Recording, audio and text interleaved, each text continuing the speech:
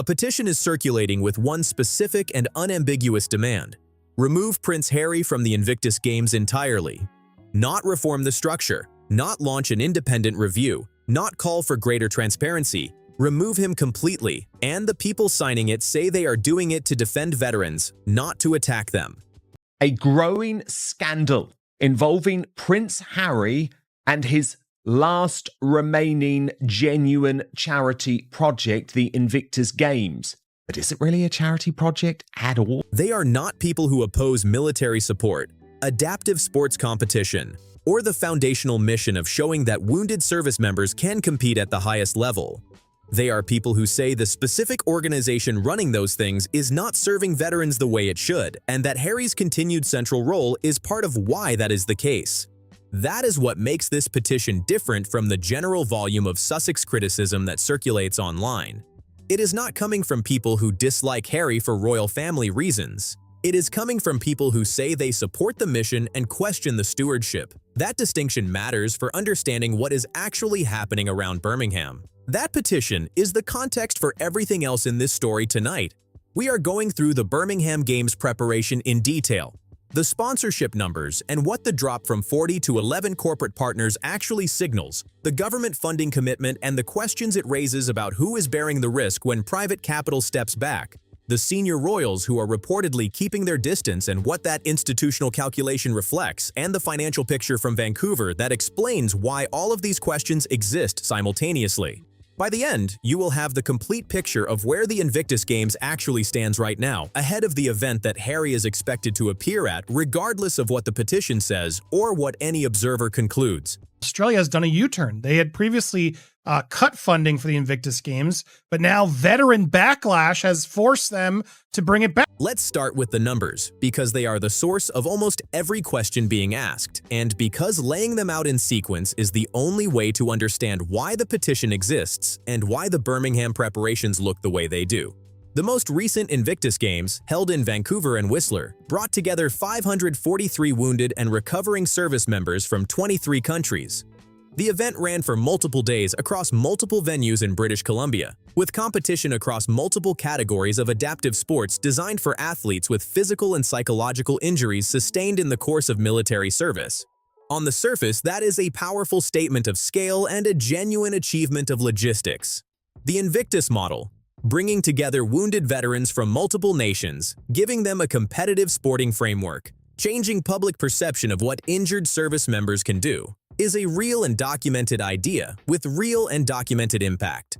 The question critics have focused on is the cost attached to that scale, $63.2 million total, which works out to approximately $118,000 per competitor across 543 participants. Put that figure next to some comparisons, and the question becomes unavoidable.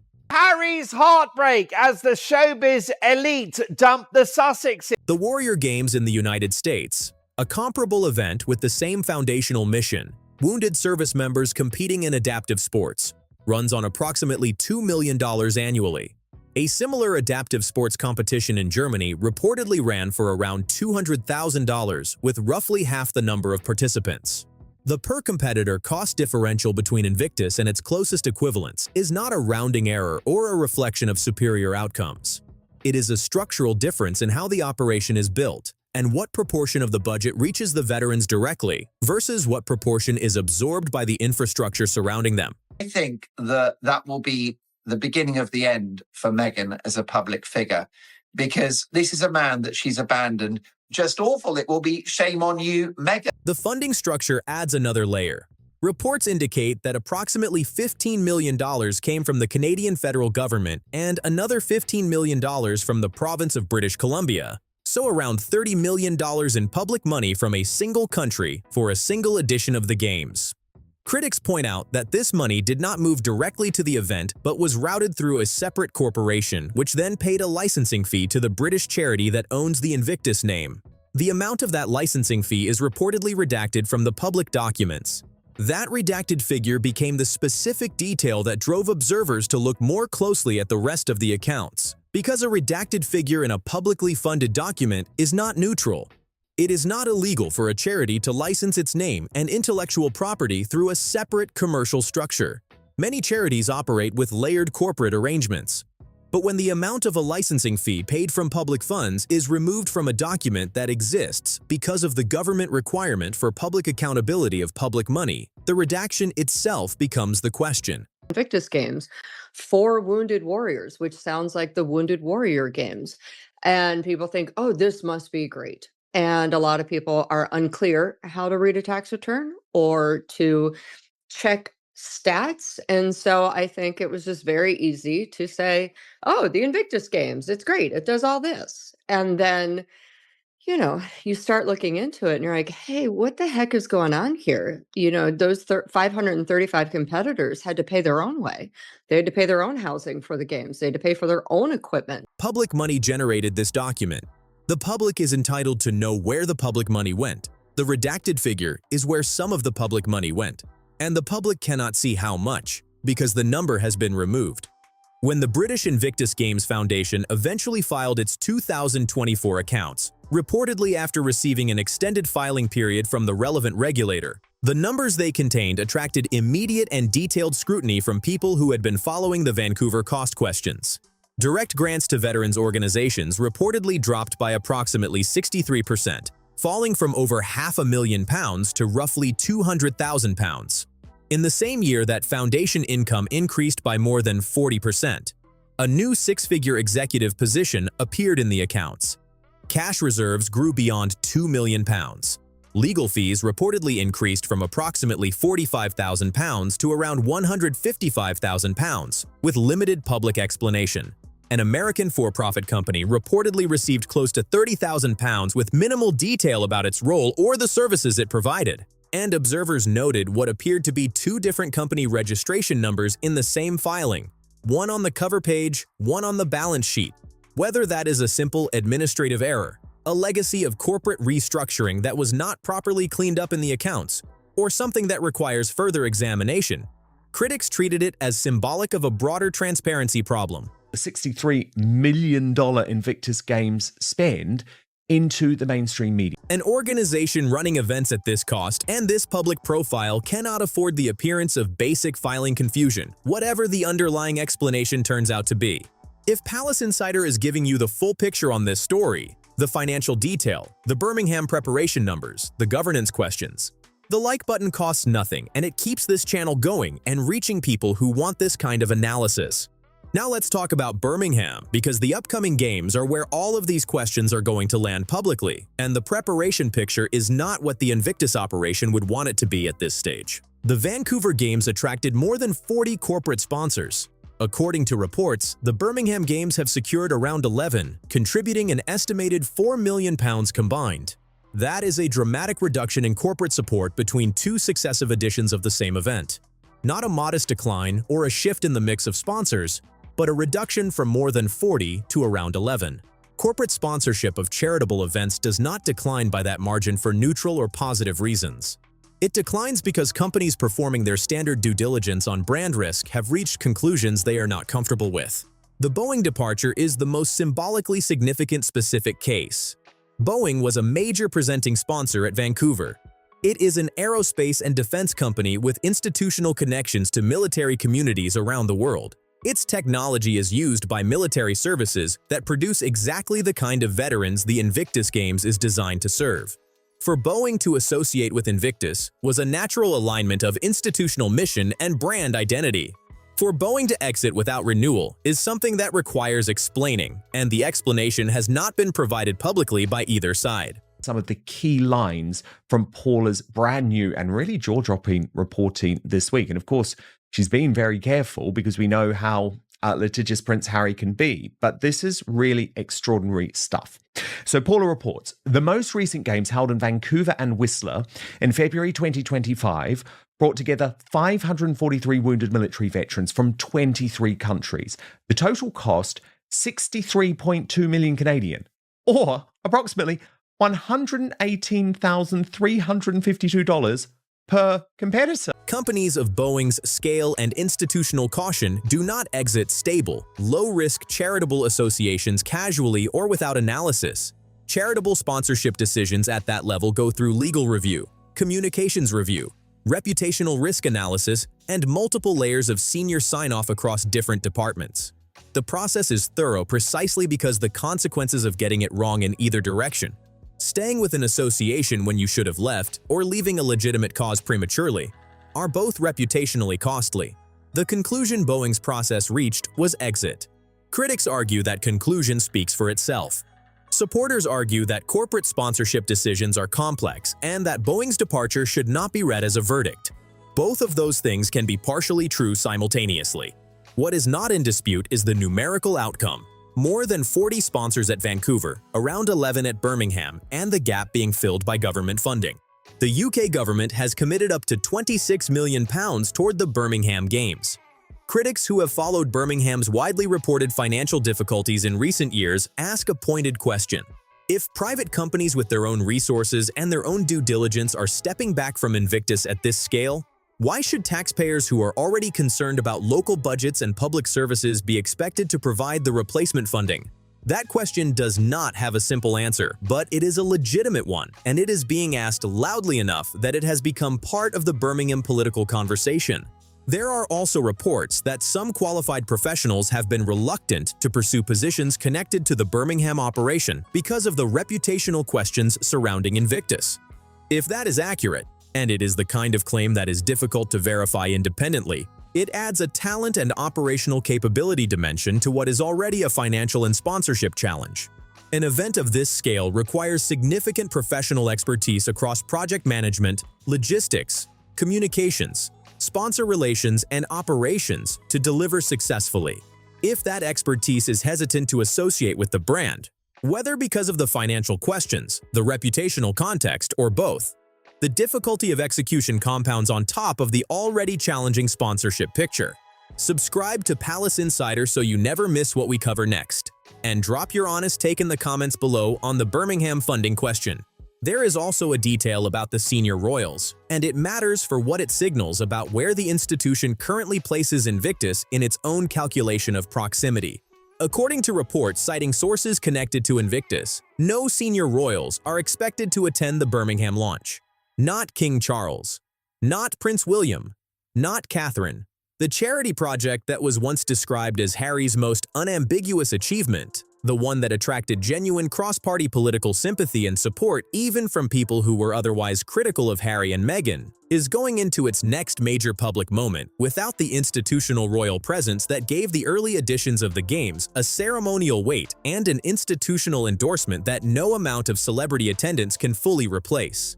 The early editions of Invictus benefited from being visibly part of the royal world even as Harry's relationship with that world was still functioning. The presence of royals, the late Queen, senior family members, the visible institutional connection to the monarchy, communicated to donors, sponsors, governments, and the general public that this was a serious, supported, and endorsed enterprise. That institutional credibility is part of what allowed the early editions to attract the scale of funding and sponsorship they did. The absence of that endorsement from Birmingham is not simply a personal or diplomatic matter between Harry and his family. It is a withdrawal of something that functioned as a quality signal to the organizations making decisions about whether to associate with the Games. The absence of senior royals from Birmingham is its own signal about how the institution now relates to the operation Harry runs. And the corporate sponsorship figures suggest that other organizations making their own independent calculations have arrived at a compatible conclusion.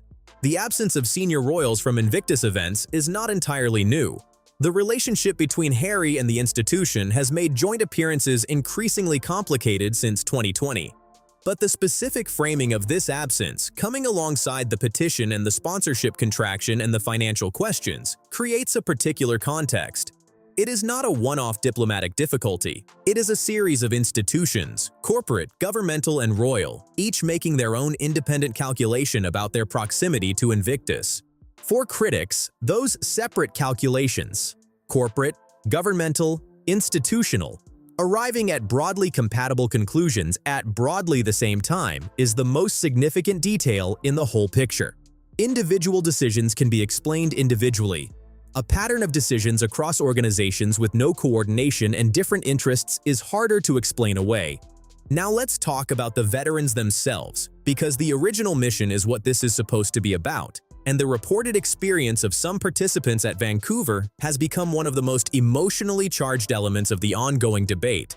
The part that explains why the petition exists and why it has attracted the specific audience it has. Reports have circulated that many competing wounded and recovering veterans covered their own travel costs, their own hotel stays, and their own equipment expenses out of pocket or through their own support networks, rather than through direct support from the Invictus operation. The event itself provides the competitive framework, the sports facilities, the accommodation at the competition venues. What it reportedly did not provide for many participants was a direct financial contribution to the cost of getting there. At the same time, reports describing Harry and Meghan's appearances at Invictus events have mentioned luxury travel and high-end accommodations. One widely discussed figure put Meghan's clothing costs for public appearances at approximately $180,000, though that specific number has been contested and is not independently verified.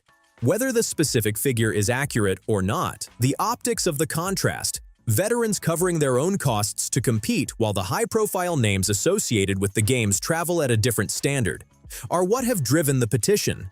That is not a sophisticated financial critique. It is an emotional one, and emotional critiques of charities are often the most damaging because they strike at the fundamental reason donors give, the belief that their money is reaching the cause. Once that belief is questioned publicly, it does not return easily. The Foundation's public response to this kind of criticism points to its reported figure that 92% of every pound goes toward charitable activities. Critics argue that phrase, charitable activities, encompasses a wide range of operational costs that are not the same as direct financial support for veterans.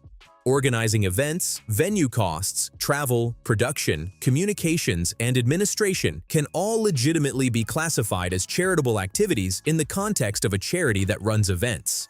The question critics ask is how much of that 92% represents money that directly improves the life of a veteran versus money that is required to run the operation that surrounds them. That distinction between funding the operation of the games and directly supporting the participants in them is where the debate becomes most pointed and where the emotional argument from veterans and their supporters lands most precisely. A veteran who flies economy, pays for their own equipment, and spends 2 weeks competing at an event where the administrative apparatus around them cost $118,000 per head is participating in something that is manifestly not directing $118,000 at them. The question of where the money is going and whether the ratio of direct participant support to operational overhead represents genuinely good stewardship of public and charitable funds is the specific question the financial scrutiny is asking. It has not been answered transparently. The Foundation's public communications have consistently and effectively emphasized the power of the mission and the impact on individual veterans' lives. What they have not provided is a detailed breakdown that would allow an independent observer, a journalist, a researcher, a prospective donor, to assess whether the per-competitor cost is proportionate to the outcomes, and where in the $118,000 per head the money is being spent. The broader pattern that critics raise is worth noting honestly, because it covers more than Invictus. Sente Bale, the charity Harry co-founded in memory of his mother, Princess Diana, became the subject of serious internal disputes in 2025, with board members resigning, legal proceedings being initiated, and the chairwoman making a public statement describing Harry's team as attempting to turn the charity into an extension of the Sussex PR machine. Harry has denied those characterizations, and the situation involves disputed accounts from multiple parties. But the public outcome was significant. A charity Harry co-founded and publicly championed in profound institutional difficulty, with the chairman of its board making a specific and damaging public accusation.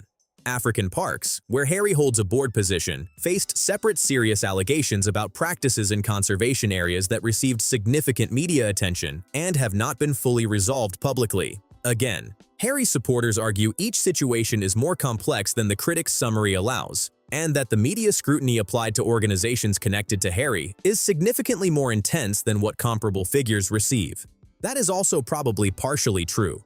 The people who cover royal stories are not the same people who cover charitable governance in general, and the narrative lens through which Invictus is analyzed is shaped by the broader Sussex story in ways that may not always produce the most dispassionate reading. But even accounting for that, the pattern that critics identify, organizations in Harry's charitable portfolio experiencing significant governance difficulties, with public accusations, board departures, and legal proceedings following, has now repeated across multiple institutions in a relatively short period. Patterns that repeat across multiple separate organizations with separate boards, separate management, and separate issues are harder to attribute to coincidence or hostile framing than individual cases. The question critics ask is not whether Harry cares about the causes. Most observers, including critical ones, do not seriously question his commitment to veterans or to conservation. The question is whether the governance structures surrounding his involvement in major charitable operations are adequate to the scale of those operations, and whether the transparency expected of organizations using significant public funding and charitable donations is being delivered in a way that allows independent scrutiny to function. On the available evidence, the answer to both of those questions is unclear, and the Invictus Games Foundation has not made it clearer. Harry is expected to be in Birmingham. That is not in doubt. The petition will not remove him. The senior royal absence will not stop the games from happening. The reduced corporate sponsorship has been noted, and the government funding has been committed. Birmingham will proceed. What critics are asking is what kind of organization the Invictus Games Foundation is when Birmingham arrives, and whether the questions accumulating around governance, transparency, the per-competitor cost, the licensing fee structure, and the ratio of operational expenditure to direct veteran support are being genuinely addressed or simply being managed until the event is over and the spotlight moves on. There is a meaningful difference between those two things, and the distinction matters to the veterans the games are supposed to serve. There is a version of the Invictus Games that works at scale and delivers genuine, documented value to wounded service members from multiple nations. That changes how those veterans see themselves and how the public sees them, and that generates outcomes that justify the cost. That version is worth defending, worth building seriously, and worth spending significant public and charitable money on. There is also a version where the scale has become the problem, where the costs of running an operation that can sustain its own profile, its own logistics, its own communication infrastructure, and its own executive structure have grown to the point where the ratio of benefit reaching veterans versus benefit absorbed by the operation around them has become the central question that prospective donors, sponsors, and governments are asking before they write the next check. The people supporting the petition are not, for the most part, people who oppose the mission. They are people who believe the mission is not currently being served well by the governance structure around it, and who have concluded that the most direct way to say so is to attach their name to a demand that Harry step away from his own creation. That is a significant conclusion for someone who genuinely supported the mission to reach about a project they believed in. It deserves more than a communications response, and a communications response is largely what the petition has received so far. When a petition demanding removal is signed by people who say they support the mission, the petition is not the problem. The petition is the symptom. The real question isn't whether Harry walks into Birmingham this summer. He will. The question is whether the organization he arrives to lead in Birmingham has done the work on transparency, on governance, on the ratio of what reaches veterans versus what is absorbed by the infrastructure. That would make the questions go away. Because if it hasn't, Birmingham will be followed by the same conversation, and the next edition will face a corporate sponsorship challenge even steeper than the one Birmingham is already dealing with. Whether you think the petition is fair or disproportionate, whether you think the financial scrutiny is legitimate or partisan, whether you think the absence of senior royals from Birmingham reflects an institutional calculation or a personal disagreement, drop your take in the comments below. The debate on this story tends to be sharp and worth reading. Subscribe to Palace Insider so you never miss what we cover next. And the like button keeps this channel covering the stories that other channels treat as too complicated or too sensitive to explain in full. We will see you when the next one arrives. And there will be more to cover as Birmingham gets closer.